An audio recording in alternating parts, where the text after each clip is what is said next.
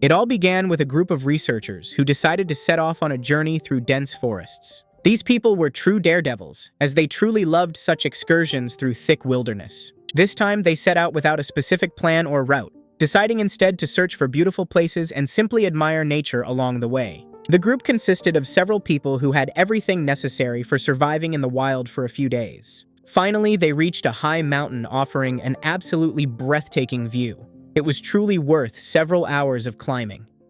They were convinced that fresh air could cleanse the body and were happy that, even if only briefly, they managed to escape into nature and relax. However, they could not stay there any longer because they had many tasks to complete and another place to reach, so they began preparing to leave the beautiful spot. After a few hours, they had already arrived at their destination. It was a small house located on the very top of a mountain, deep in the forest, so they sat down at the table and began celebrating.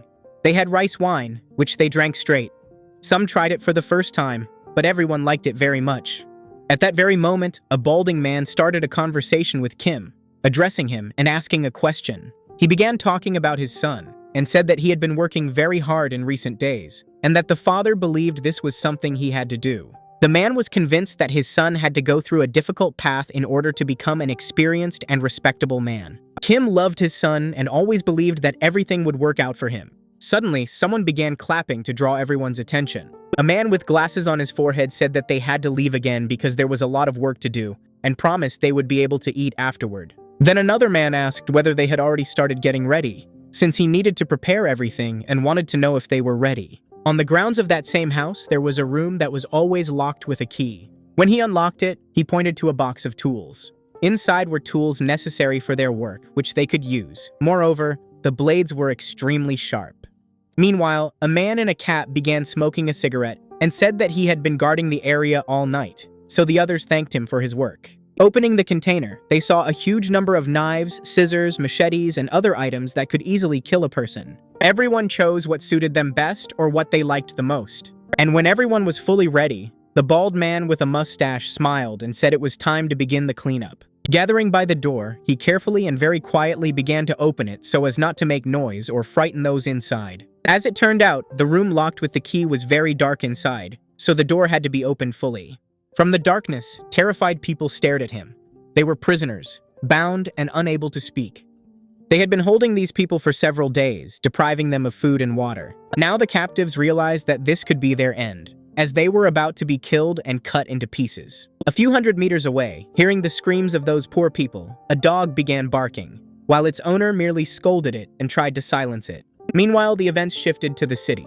There, an unknown man left a building and found himself in a dark alley. He tried to escape from the one who was chasing him and had already delivered a fatal blow. Suddenly, the man stumbled and fell to the ground. His strength had completely left him, and he could not get up, realizing that if he did nothing, he would be killed. Moreover, he was wounded and had started bleeding heavily again, so he tried to press on the wound with all his strength. He constantly looked back to check whether he was still being pursued. He glanced again at his own hand, completely covered in blood, and suddenly heard his own name.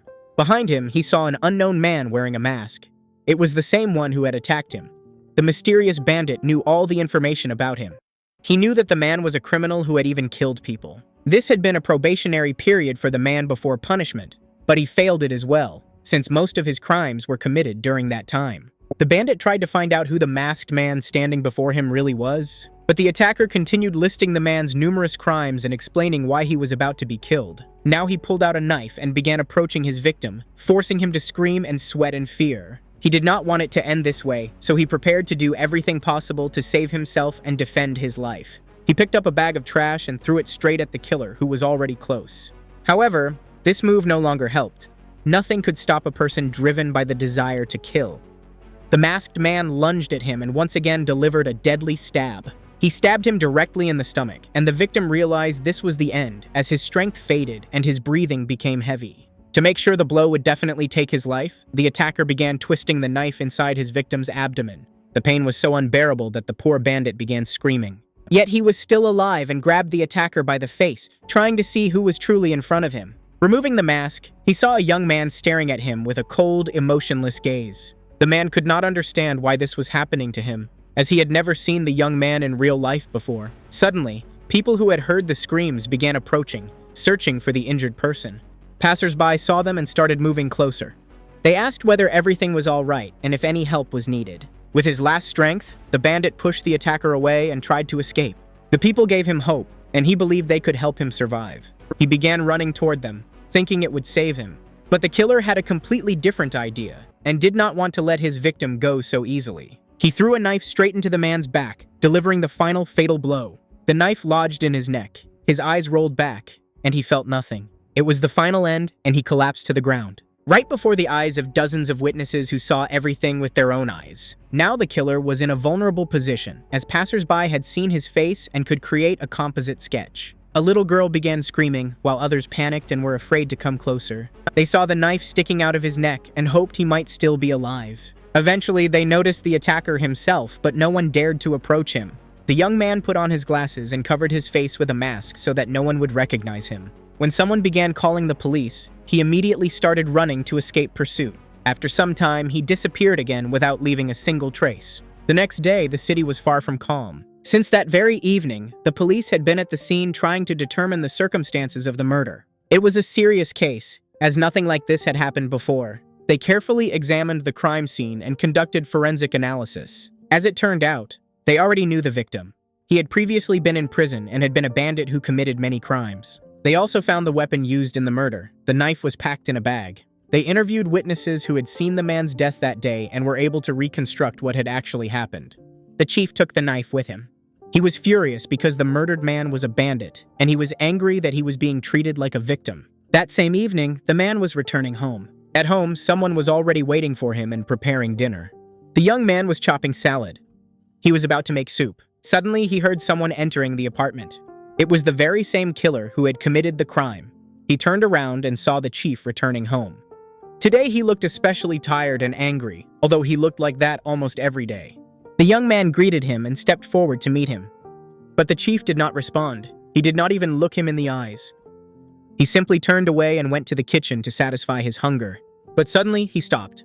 And unexpectedly, with all his strength, he punched the young man straight in the face. He did not stop at a single blow and continued beating him even after the young man fell to the floor. He kicked him brutally as he was consumed by rage. The young man could not understand what was happening and did not dare to ask. He feared the man and, confused, simply stared at him. Calling him a piece of trash, the chief began pulling an object from his jacket.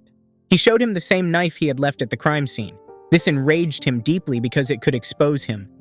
He struck him once more, hard for failing the task and leaving evidence behind. Now, they could be in danger, and this greatly angered and frightened him. Suddenly, he heard a pleasant sound and realized that the meal was ready. It startled him a little because the sound was very unexpected and loud. However, he exhaled with relief and calmed down. He was very hungry, so he promised to return to this topic and talk after he finished dinner. The boy continued lying on the ground. He agreed to the conversation, but his whole body ached.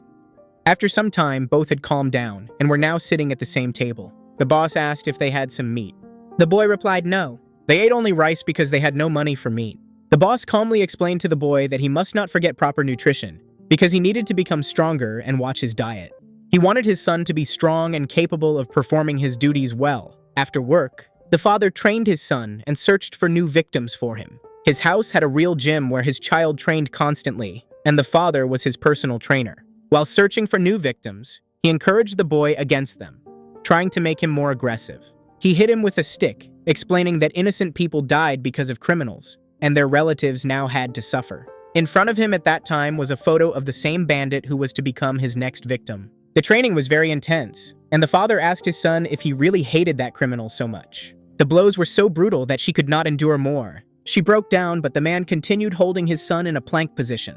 Despite the criminals being very cruel, after death they were treated as victims. This was what concerned the police officer the most, who thought it was simply unfair. Moreover, he continued to be angry at the boy for his mistake, and the boy kept apologizing because he was truly ashamed. Suddenly, the father approached him and grabbed him by the hair. He pulled the boy toward him and promised that they would sort everything out together, believing it was his duty. He also told his son that being in prison was not so scary because murderers could sleep, eat, and rest. The man was convinced that all criminals should bear much harsher punishments for their crimes, so he wanted to punish them with his own hands. His son repeated his words, and the father got angry because he spoke too quietly. Then the boy began to shout that if nothing changed, the whole world would be destroyed and everyone would live in eternal chaos. He truly believed that the world was coming to an end. The father stood over him for a few more minutes, forcing him to maintain that position. Finally, he decided he had had enough.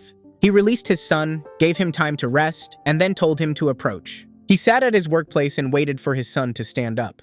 He did so and began approaching him for a conversation. Now he showed him photographs of a new person. It was a new criminal who was to become his next target. The man's name was Seth Kim, and he had been sentenced to 3 years for attempting to rape someone. But he was released last month, and now nothing was known about his whereabouts. After some time, the boy had prepared himself and waited for the right moment to find and kill his victim. Despite the rain, he managed to find the house where the criminal might be.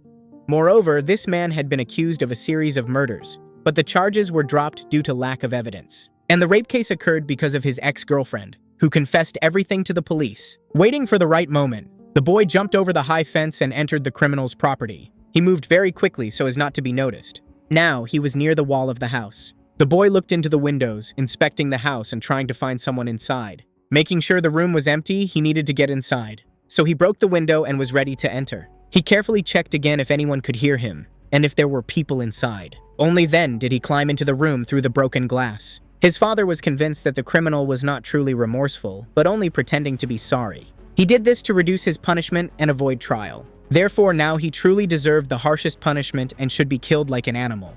Opening the door, he saw Seth Kim standing in front of a woman, not the ground, and nearby lay a bloodied body. In his hands was a hammer, which he had used to kill someone. He was drunk because he had whiskey in his hands. He had broken into a house that had a huge collection of different drinks. It was the home of a real wealthy man. It was with him that his girlfriend betrayed him when he was in prison. He blamed her for the betrayal and was ready to kill her as well. He asked if she liked being with him, but she was afraid and did not dare look up or answer. He began shouting and tried to make her speak, and only then did the girl admit that she truly loved him. However, she saw nothing wrong with this because she was convinced he was a real monster and had never treated her like the one he had killed. Seth Kim wanted her to return to him now that he was free, but the girl refused, explaining that she did not want to and could not see a future with him. He leaned over her and began threatening her, promising to kill and saying he could never forgive her. He pressed his bloody hammer against her neck, and she screamed in fear and desperation, calling for help. At that moment, he realized that someone else was in the house. Turning around, he saw the main character approaching him. He again named his victim and recounted all the information he knew about him, accusing him of serious crimes and rape. Seth Kim did not understand and thought the boy could be the ex-girlfriend's former partner coming to settle matters, saying he was doing it for justice and for the feeling that the victim had caused him. The boy rushed at him, ready to strike. But the criminal did not want to give up easily and tried to stop the boy who wanted to kill him. He threw a bottle of whiskey at him, but the boy dodged, after which he tried to strike with the hammer. But the father's training was not in vain, and the boy easily and skillfully dodged the blow. He could do nothing, and now the criminal grabbed him by the throat, ready to slit it. Seth Kim realized he could do nothing. He tried to stop him, but it was already too late. The boy mercilessly and cold-bloodedly slit his throat. The man fell to the ground, bleeding. And the girl witnessed her second murder that evening and could not believe her eyes. She cried but finally calmed down, knowing the ex would no longer harm her. The boy looked at her carefully, but decided not to touch her and hid the knife. She did not know who he was, but thanked him, because the ex had killed her current husband and was ready to kill her too. Suddenly, the main character called her by name, knowing about her 2 convictions for lying. She was also the one who forced Seth Kim to commit crimes and murders for profit. She realized she would face the same fate as her ex, so she began to run and tried to escape from him. But the main character was relentless. He grabbed her and began pulling her back. He killed her, saying that people like her simply did not deserve to live in this world. But suddenly, something made him stop. His hand began to tremble. This happened because the woman began talking about her mother, and he remained standing over her. The woman begged him to let her go because her mother was sick and someone had to care for her, as she could not manage alone. The main character listened and thought about what decision to make. She continued to cry and begged him to let her go and forgive her. She did not believe she had done anything so wrong to deserve such severe punishment. She begged him again not to do it. The boy's pupils dilated, and he knew there was no way back. Therefore, he struck hard, and blood from her head stained the white walls of the house. He stood over the body of his victim, breathing heavily, not understanding why this murder affected him so much. The boy finished and moved on to the next stage of his work. He began packing the dead woman's body into a special bag.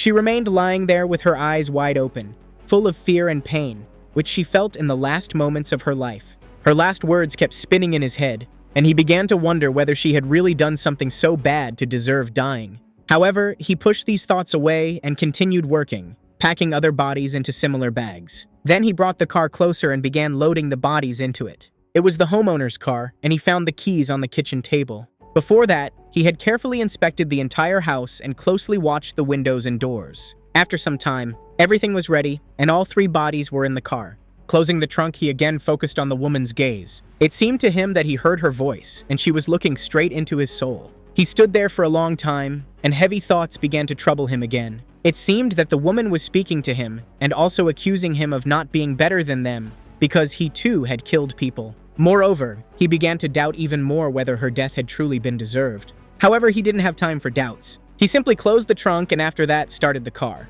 The boy drove the stolen car at full speed and seemed not even to intend to stop. He decided to set the house on fire to ensure all traces were destroyed and to avoid being implicated. The next day, he sat alone at the station, waiting for his train. However, he wasn't in the mood because of what had happened. He couldn't stop thinking about the events of the previous night, and the fact that he wasn't any better, because he had also killed. On the ground, he noticed a worm that caught his attention. It made him slightly amused, but he was still very sad. Suddenly, his attention was drawn to his own father, who had come to meet him and saw him in that state. The boy wasn't expecting such a meeting. He bowed and got up. Today, his father seemed much happier. He approached his son and asked whether this time he had been more careful and done everything exactly as needed. The boy quietly replied that yes, everything was fine this time, and there was no need to worry. The father suggested he come inside to have something to eat. However, he was surprised to see his son already at the table. "You haven't eaten anything at all," he said, "and you claimed not to feel any appetite." Then he learned that his son was feeling very unwell that day. This caught his father's attention. He realized something was wrong and immediately became stricter. Eventually, he said that his son could do whatever he wanted. Meanwhile, he ate a juicy piece of meat right before his eyes. He wanted to make his son do the same, but for many years, he had never succeeded. The boy only ate rice and refused to touch the meat. Suddenly, the son dared to ask a question, even though he knew it was risky and could anger the man. The father asked what he wanted. At that moment, he began speaking about the same woman and was convinced that killing her had been a mistake. The father immediately understood whom he was talking about, but he didn't respond and continued eating. The father believed that all criminals were like that because he had never seen a thief apologize for what they did. That's how lies gradually turned into crimes, as people always started with something small. And he was certain that the woman had also killed someone in her life. However, the son was convinced that there was no evidence to claim the woman could have actually killed anyone. After all, now that she was dead, there was absolutely no way to find out. Suddenly, after these words, the man fell silent, and the boy noticed his tense gaze on him. He stood right above him, looking him straight in the eyes with a heavy, intense stare. At that moment, he seemed especially strict and dangerous. And the boy knew it well. There was no escaping the punishment he received every time he dared to argue with him. The father asked if his son really doubted him and didn't believe that he could see the children of the devil, whom, according to him, the criminals were. That same evening, they quarreled. The son's words angered the man, and he caused a mess in the apartment. Furniture was broken, and all the food ended up on the floor. Suddenly, the father said they needed to do it again, start from the very beginning. The main character knew exactly what his words meant and was ready for the worst. But the father was confident in his words and now intended to teach him, no matter the cost. That same evening, they began packing their things. They got into the car and drove off. They remained silent all the way, and the father still didn't answer his question. Therefore, the boy didn't know which direction or destination they were heading. Eventually, they arrived and the car stopped. It was an old, abandoned house where no one had lived for a very long time. The main character remembered this place. He had been here before and now knew what needed to be done. The father was going to leave him there and return in a few days so his son could confess all his sins. He needed to reflect and think over his actions. The father left him alone with only a few belongings. He turned around and drove in the opposite direction. The boy silently watched the car disappear. He didn't want this, but there was nothing he could do, so he simply accepted his fate. Now he was alone with his fears in this house. He had nothing to do, so he decided to go inside. Inside, there was no light, so he groped around, trying to find the switch. When he turned on the light, he saw a huge mess. No one had cleaned this house for a long time. On the floor lay a woman who was tied up, her head covered with a bag. She tried to say something, but he couldn't understand anything. The boy didn't rush to approach her. He left his bag on the table. He decided to sit on a chair to think over his next actions. Understanding that, the woman began screaming even more and tried to say something, but he paid no attention to the screams. He needed to get a confession from her. Realizing this, the boy covered his face with his hands because he didn't want to do it. Only fear of his own father forced him to take this step, so he began his work. He approached the woman and uncovered her face. Her mouth was sealed with tape so she couldn't speak. Seeing him, she calmed down, thinking he was just about to hit her or even kill her. With one swift motion, he freed her mouth from the tape. Immediately, she began to cry and beg him not to do anything and to let her go, insisting she was innocent. However, she had very little strength and couldn't scream for long. Out of fear, she began to breathe heavily and begged him again not to do anything. But the boy was calm. He looked her straight in the eyes, understanding he had to do it. Suddenly, after a brief pause, she started screaming at him again and begging to be released. She agreed to everything. He could do whatever he wanted with her, and she promised never to report him to the police. But the boy held firm. He wanted her to tell him about all the crimes she had committed. If she did, she could die quickly and painlessly. At that moment, she realized she had no other choice and that he would never let her go. Meanwhile, his father was already returning home. He had smoked many cigarettes, as he had been under incredible tension the whole time. Suddenly, he noticed that someone had called him. But why so late? What could have happened? It was a work-related call. A special and very delicate task awaited him, but he refused. The man explained that he was very far from his home because of his son, so he couldn't come right away. He was on the phone and seemed to have forgotten that he was driving. He saw something on the road and slammed on the brakes with all his strength to stop the car. The car began to skid, and he tried to keep it on the road. However, nothing worked. The car started to spin out. He flew off the road. The car, along with him, began to fall. He hit the hard ground. The bumper was smashed. The car started rolling, constantly flipping over. He rolled for several meters, before it finally came to a stop. Despite the terrible crash and severe damage, the man survived. He opened the door and tried to get out of the car, which was upside down. He fell out and couldn't believe it had happened to him. He had miraculously survived. Sliding out of the wrecked car, he noticed a man nearby who had witnessed the accident. He approached him and wanted to help, asking if he was okay. His head hurt badly. He held his head but replied that he was fine and didn't need help.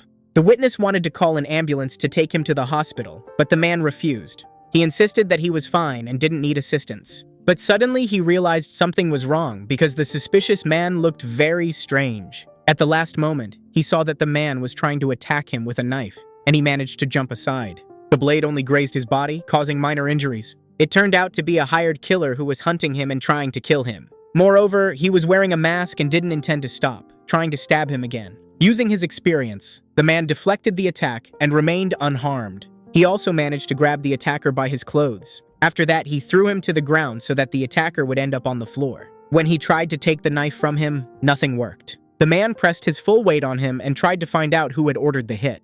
The attacker didn't answer, despite the pain and the risk of dying. This made the man even angrier, as he suspected that his son, Chinsu, was also targeted. Realizing that at this pace the attacker would be crushed, he began to mutter something incomprehensible. But the man couldn't understand what he was saying. At that moment, he grabbed him by the hand. With his own hand, he tried to stab him, but he still wanted to find out who had actually wanted him dead. The knife approached the attacker's face, but he still didn't dare say anything. This frustrated the man even more, and he was ready to kill him at any moment. The knife was right by his eye, but he remained silent. Now he couldn't take it anymore and tried to kill him. The attacker's body started trembling in pain, and he began to scream. After some time, it was over. The attacker was dead. The man was exhausted. His wound still hurt terribly. He got up, realizing that now his son could be in danger. He pulled out the knife, thinking about what he should do next. The knife was covered in blood. Now he was truly afraid for his son, thinking another hired killer might come for him. That's exactly what happened. An unknown person had already arrived at his house, holding a gas can, intending to start a fire. The poor woman still couldn't accept that she was going to die and had no chance to survive. Moreover, the boy coldly replied that indeed, he wouldn't leave her alive. And when she saw what he did to Chinsu, she realized he was serious. At that moment, he took a hammer, intending to take her life. She had already lost all hope of survival, and had stopped begging him not to do it. The girl simply sat leaning against the wall and lowered her head, not even looking at Chinsu. The boy remained calm, occasionally just looking at her. Meanwhile, the girl began to speak, saying she had tried many times to kill herself because she hated her life. Now she convinced herself that dying by his hands wasn't so bad, because her life had been terrible anyway. So she decided to tell him everything she had done. but she had only one condition left. She wanted to speak, but when she saw the boy in front of her, she couldn't say a single word. In his hands was the knife he intended to use to kill her. Tears flowed from her eyes again. She realized it was the end. She told him to kill her as quickly as possible, to end it, just asking him to do it fast so she wouldn't feel anything. But something unexpected happened. He began pulling her away from the wall. The girl was terrified, but in fact, he had just cut the bindings on her hands. She couldn't believe it. Something had happened to her, and she thought it was some evil plan. But in reality, she looked at her hands and realized she was now free. The boy stepped back but told her not to expect that he would let her go and leave just like that. Instead, he took a chair that was in another part of the room and returned to her, placing it on the ground. He sat in front of her, ready to listen, asking her to tell him absolutely everything she had done in her life. Meanwhile, the unknown person began opening the gasoline can. He managed to get close to the house. He started pouring gasoline over it, of which he had plenty. He did it quickly because he knew someone could hear him. The boy inside the house had no idea what was happening outside. The girl began explaining that she had to run away from home because her father always beat her and got drunk for no reason. She lived on the streets and befriended a boy with whom she stayed overnight, but he raped and severely beat her. Yet she stayed with him because she had nowhere else to go. But the main character didn't let her finish because he only wanted to hear about the crimes she had committed. The girl said she sold her body, and evil people constantly used her and did whatever they wanted. But she couldn't imagine that her desire to live in such a lifestyle could make her logical. However, the boy didn't believe her. He watched her carefully and was convinced that she was a killer. She lowered her gaze while he tried to look her straight in the eyes. Meanwhile, the unknown person started setting the house on fire. He threw a lighter. Immediately, the gasoline ignited and a fire broke out. The girl admitted she had stolen several wallets from her clients and seduced married men to get money from them. But the boy still didn't believe her and began shouting that she was a killer and lying to him again. He asked her to tell the real crimes she had committed that could never be forgiven. And again, he asked if she had killed anyone, threatening her at the same time. But she began crying again, insisting that she had never killed anyone. Her answer angered him because he insisted on the truth. She shouted that she had never even thought about it, and he got up, ready to punish her. The girl froze, staring at him in fear. Now she understood for sure that he was determined and wasn't joking around. Out of fear, she began stuttering and begged him not to torture her, but to kill her quickly and painlessly. And when he approached, she screamed at him with all her strength again. She asked if she had really done something that deserved death. The boy wondered why his father had brought the girl here. His father probably wanted him to feel anger toward her, but that was not the case. However, he had no intention of killing her just because his father wanted him to, and he had no valid reason. Again, he asked himself a question. What right did he have to kill this girl? Suddenly, unexpectedly, the lights went out in the room. The girl was terrified, and the boy simply turned toward the front door. He didn't understand what was happening. So, blindly, he began moving toward the door to turn the lights back on. He couldn't see anything on his way, so he decided to take a flashlight from his bag. To check if the girl was planning to escape, he shone the light on her. He saw the girl sitting on the ground, confused about what was happening and what he intended to do at that moment. Suddenly, he smelled smoke. When he shone the light on the front door, he saw that the house was probably on fire. At first, he didn't immediately realize it. He thought for a long time about what had really happened until he was certain a fire had broken out. He began shouting at the girl, ordering her to get up and follow him. They needed to leave the house as quickly as possible to avoid being burned alive. But she didn't want to move, thinking he was just trying to scare her, and asked him to kill her quickly. He didn't have time to respond. He was trying to open a door that was locked from the other side. Now she noticed the sharp smell of smoke. She began to choke and realized the boy was serious. She understood that the house was on fire, but couldn't believe he had managed to cause it himself. She saw him trying to open the door but realized it was locked. To avoid suffocating, she kept her mouth covered. The boy didn't pay attention to her at all, and she realized it was a good chance to save her life. She noticed some items on a table that she could use to protect herself. Meanwhile, he was trying with all his strength to open the door and was banging the handle with a hammer. He hoped it would help but completely forgot about the girl. When he turned back to check where she was, he was surprised by what he saw. She was standing right in front of him holding an axe. For a moment, they both froze, and he didn't know what would happen next. The girl said she just wanted to help him and didn't intend any harm. Chinsu looked at her carefully, but trusting her was very difficult for him. Eventually, he managed to break the door handle. After a while, it broke. He tried with all his strength to open the door and began kicking it. However, it turned out the door was reinforced from the other side. After a few kicks, he finally managed to free himself. Together with the girl, they needed to leave the burning building. as there was too much smoke inside, and they risked suffocation. The boy told the girl to grab his jacket and follow him, not letting go so they wouldn't get separated. She obeyed his order and followed him. The man began moving forward, shining the flashlight ahead. Strangely, the girl somehow decided to trust him. But that wasn't all. In front of them were more doors, which might also be locked. His biggest fear. Approaching them, he pulled hard on the handle. Just as he feared, the doors were locked. The girl begged him to find another way. Maybe there was another escape route. But he knew they had no choice. And with all his weight, he tried to break down the locked door. Suddenly, the door broke and he fell into the next room, which was almost completely engulfed in flames. The girl saw him fall and could have been injured, so she ran to help him. But suddenly, she realized the fire had started, understanding he had been telling the truth and hadn't caused it. Chinsu couldn't believe his eyes. The entire house was on fire. A real blaze had begun.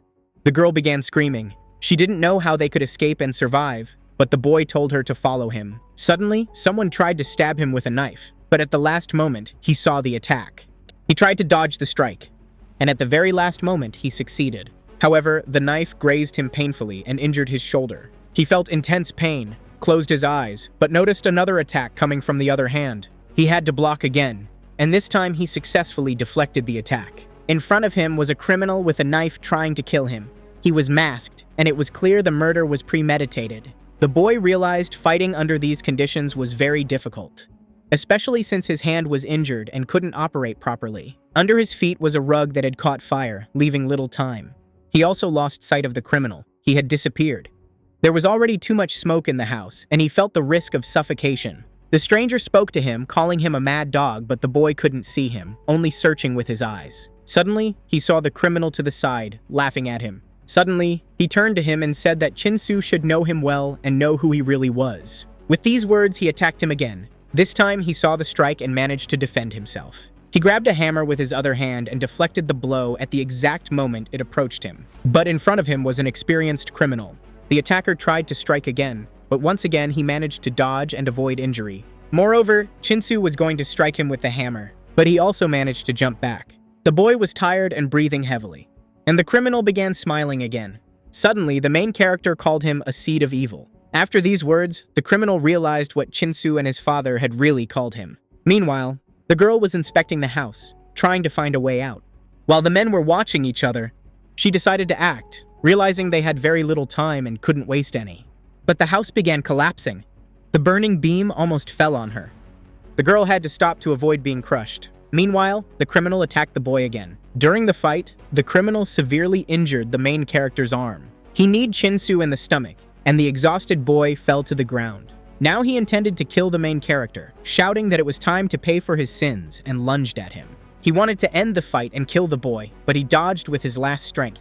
Another strong blow came, but this time he had to sacrifice his hands just to survive. The criminal pressed him, and he held the sharp blade with his hands, seeing the bleeding start. It was very painful, but he understood that his opponent was serious and wouldn't let him go easily. He knew he couldn't last long and was ready to say goodbye to life. But suddenly he heard the criminal scream and writhe in pain. In fact, it was the girl who had come just in time and struck him in the back with the axe, trying to protect the main character. When she hit the man, she was scared of what she had just done. She looked at the axe stuck in his back. The wound started bleeding, and she didn't know what to do next. But the man was still alive and didn't even react to the wound. In a calm voice, he asked what she was doing to the one who was actually trying to save her. Now he realized that she also posed a threat to him, so this time he started attacking her. But again, a burning beam hit him in the back, and the unexpected strike made him pause. It was the main hero who gathered his strength, stood up, and hit him with a burning chair. After that, he grabbed her by the hand. Chinsu pulled the girl with him,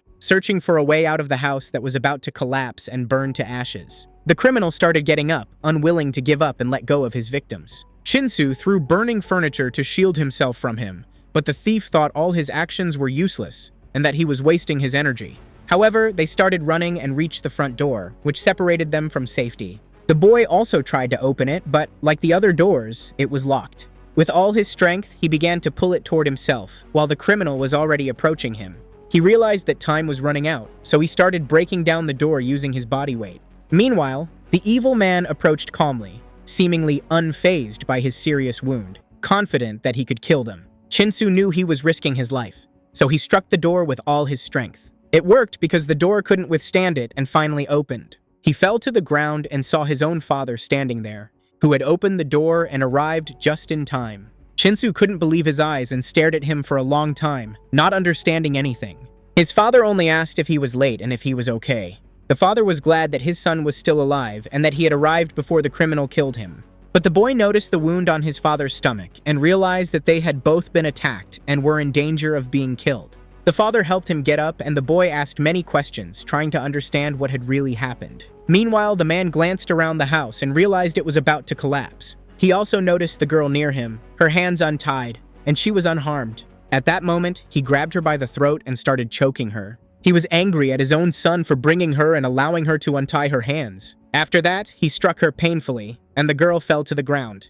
He intended to kill her. In his opinion, his son should have killed her from the start, and now he was going to do it himself. The boy tried to stop him, but the father didn't listen, saying that Shinsu had to go through a long journey to understand everything. Suddenly, the man stopped. He saw the criminal approaching him, the same one who had tried to kill his son. At that moment, they locked eyes and both fell silent. The man was very tense and ordered his son to wait outside because he needed to find out who the criminal was and what he wanted from them. But Shinsu didn't listen. He didn't want to leave his father alone and wanted to get out of the house first. The man shouted at him again and ordered him to do exactly as he said. The boy realized that arguing was pointless. When he looked at the attacker again, he noticed that he was already gone, hidden in the smoke. The father started shouting, demanding him to show himself for a fair fight. He didn't actually know who had ordered them to be killed, but he was confident he could win. Suddenly, he saw an object flying straight at him. He didn't have time to react. It was an axe that grazed his cheek. It cut him and flew past. He was lucky because it could have taken his head off. The axe got stuck in the wooden wall of the house. This didn't scare the man. He believed the demon seed couldn't defeat him. Meanwhile, the attacker appeared, holding his machete, preparing to strike. The first strike missed. He managed to dodge it.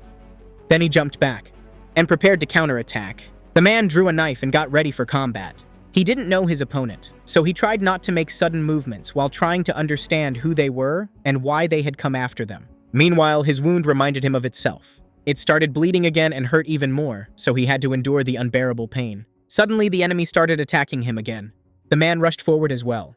Both were experienced and knew hand-to-hand combat techniques. Therefore, neither could hit the other and injure them. Eventually, the man managed to cut his hand. He grimaced in pain. There was also a deep wound on his leg from a police officer. But the criminal didn't care. With his back to his opponent, he elbowed the man straight in the head. The blow was so strong that the man almost lost his balance. Taking advantage of this, he repeated his strike, but this time aimed to hit with the machete. But again, nothing worked. Even this time, they ended up back-to-back. Again. And again, the man drove his knife straight into the leg. He also managed to cut the criminal's arm. From this blow, he lost his sword and was completely unarmed. The man was ready to finish it, but before killing him, he asked again who had ordered him to kill Shinsu. Suddenly, his son ran in, and the father shouted for him to get out and not interfere. The man remained silent, not answering, which only made the father angrier. The police officer unbuttoned his coat to look at his face, but the man just smiled. This shocked him. He couldn't understand why the person who was about to die was laughing. The bandit realized that the wound on his body was a weak spot and hurt him. So he shoved his fingers into the open wound and began to press. The son felt sorry for his father and the pain he was in, so he lunged at the thief, risking his own life. He threw him to the ground, away from his father, trying to protect him. But it was too late. Blood came from his mouth, and the wound started bleeding even more. He supported his father so he wouldn't fall, but the man was in great pain and couldn't stand on his feet. Meanwhile, the bandit approached the wall and took his axe, ready to finish it and kill them. His face was terrifying. He looked at them and just smiled. It seemed this person had lost his mind and was uncontrollable. Shinsu had no choice but to take up a weapon and fight for himself and his father. Meanwhile, the girl regained consciousness and looked at the ceiling, which was about to fall on them. The thief started attacking Shinsu. The boy dodged and counterattacked, stabbing him in the arm, wounding him deeply. He also noticed the girl, who had fully regained consciousness, stood up and was preparing to escape. But when she reached the front door, she suddenly stopped. Looking back, she saw the men fighting to the death, ready to kill each other. She noticed that the criminal was winning despite terrible wounds and deep cuts. He hit the main hero, who now fell to the ground. He stepped on his stomach, intending to finish him off. At that moment, Shinsu once again said goodbye to his life. Then, his father appeared and struck the man directly in the head with a burning stick. The blow caused severe burns to the man's face. Now the police officer was ready to fight him again and wanted him to approach. He was ready to finish it. The criminal pulled the knife from his own hand. He attacked the man and struck him directly in the stomach. Lacking strength, the man couldn't react and curled up in pain. The son realized that his father had been mortally wounded and he could do nothing to protect him. But at the last moment, he found a tool on the ground and lunged at him. With all his strength, he swung and struck him right in the face. The knife pierced through and got stuck between the man's eyes, right in the middle of his head. He fell to the ground and didn't get up again, while the exhausted boy couldn't believe it was over like this. Suddenly, the ceiling started collapsing and fell onto the man. Now he definitely couldn't get out and was dead. The boy rushed to his father, but he was sitting on the ground, barely conscious. With his last strength, he asked where the girl had gone. He warned him that she wasn't meant to return to the world alive. But the boy didn't listen. He wanted to first get his father out of there. However, his father handed him the knife and his wounds, urging the boy to find and kill her. But Chinsu didn't want to do that because she had saved his life and had never killed anyone. Yet his father believed that the boy had realized she was a killer and was lying to him. Chinsu began to cry because he didn't want to obey his father. He felt it was wrong and that he had no right to take her life. His father was convinced he had correctly identified the killer and that she was a demon, so she had to be killed. And he wanted his son to do it, because it was his true mission in this world. After saying these words, his grip began to weaken, and he could no longer hold the knife. Chinsu didn't want to leave him there and tried to drag him out of the burning house. He realized it was the end, but he didn't want to believe he would never see his father again. Bent over him, he began screaming and crying as his father was no longer breathing. Suddenly, out of nowhere, the girl appeared holding a screwdriver. She attacked the boy with it, striking him in the back when he wasn't looking and wasn't ready. She screamed, called him a psycho, and wanted him to die just like his father. In pain, he nearly lost consciousness and fell to the ground. The girl left him to die in the house and was about to walk away. She thought it was her only chance to survive, because even after she escaped, the boy wouldn't leave her alone and would continue pursuing her. The girl began leaving the burning house, leaving the boys inside. She ran without stopping until she reached a safe distance, thinking the men might have survived and were chasing her. Meanwhile, the house completely burned down and collapsed. But the boy managed to escape alive, and he also saved his father and pulled him outside. He lay on the ground writhing in pain because the screwdriver in his back hurt terribly. He tried to pull it out. All the while, he thought about his father's words and only now realized that he had been telling the truth. Finally, after so many years, he truly understood who the killers were. Meanwhile, the dog in the mountain house began barking, but suddenly went silent. The owner went outside to check what had really happened and saw him dead, with people holding weapons nearby. He realized it was the end, and that he would soon be killed along with his dog. At that very moment, an axe flew into his head, taking his life. His bloodied body fell to the ground. Meanwhile, in another part of the city, there was also unrest. A mustached man was an accomplice of the police officer, also searching for criminals and eliminating them. And now he was looking for new criminals and was frustrated because there were too many, and he would have to kill a lot of people. He realized that sooner or later he would manage to kill most of them, but suddenly felt a sharp pain. He didn't even finish speaking because a huge sword pierced his body. The criminals had also found his house and dealt with him. 6 months had passed since everything happened. A man in a suit, resembling a businessman, was buying cigarettes and other items for himself. He watched the cashier closely, who was a young boy. It was the main hero, who had recovered since that day, and he immediately recognized the man as a killer. After work, he began following him and already knew the district he lived in. When night came, he started sneaking up to his house. Light shone through the windows of his apartment, meaning he hadn't been mistaken and that he was indeed home. Chinsu no longer had any doubts. After what had happened, he decided never to give in to his feelings again. He still couldn't forget the girl, who had turned out to be a killer. His father had been right, and he hadn't listened, risking his own life. And now his father was dead because of his foolish suspicions. He blamed himself for his death. After that incident, he promised himself that doubts would never stop him again. The man had just returned home and took a shower.